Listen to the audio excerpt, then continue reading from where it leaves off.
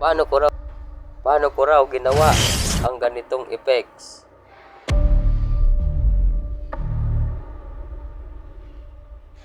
Dito na tayo sa CapCut. Sa CapCut na tayo. Gagawa tayo ng video. Yan, kunyari, magkatok kayo.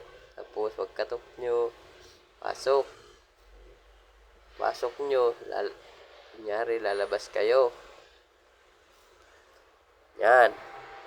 Yan na po ang unang clip natin. Tapos, start na tayo sa pag-edit. Yan. Ito, tanggal muna natin yung CapCut, yung ending, click. Pag-click, delete.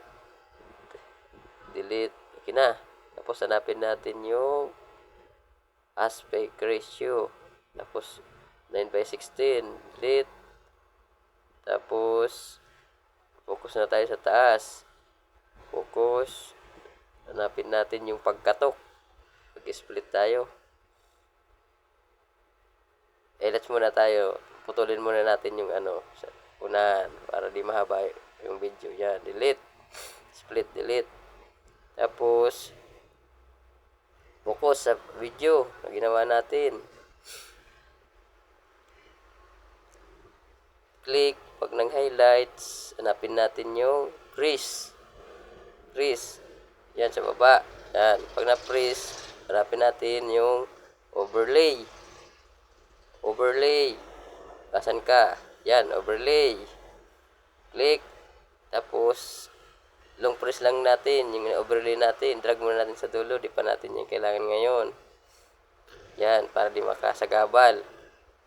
Ngayon, focus na naman tayo sa video. Pagkatok, doon tayo mag-split.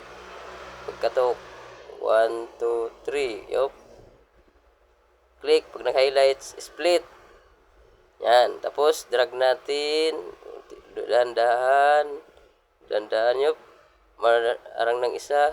Drag muna natin sa dulo para di makaharang ang nag-overlay natin na una. Yan. Naglilinis tayo. Maglilinis. Tanggalin natin yung pagpasok. Huwag yan. Pagbukas, split po natin yan.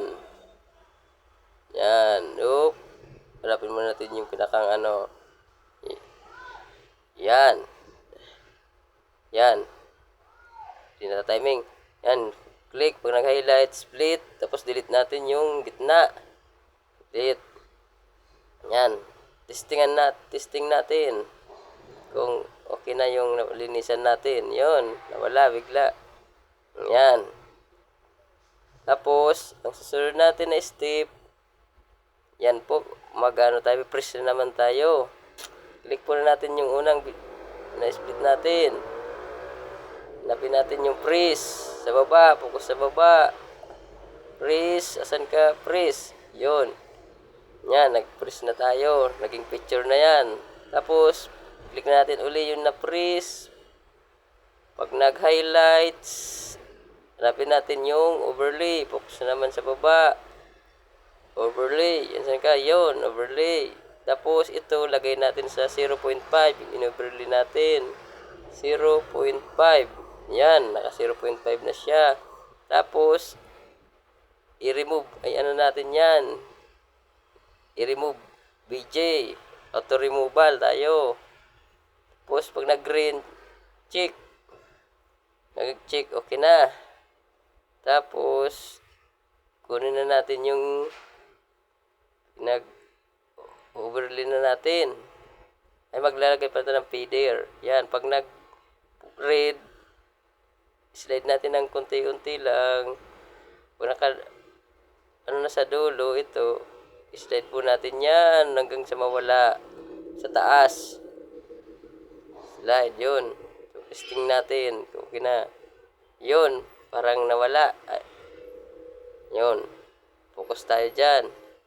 Hanapin na natin yung pinag-overlay natin na background.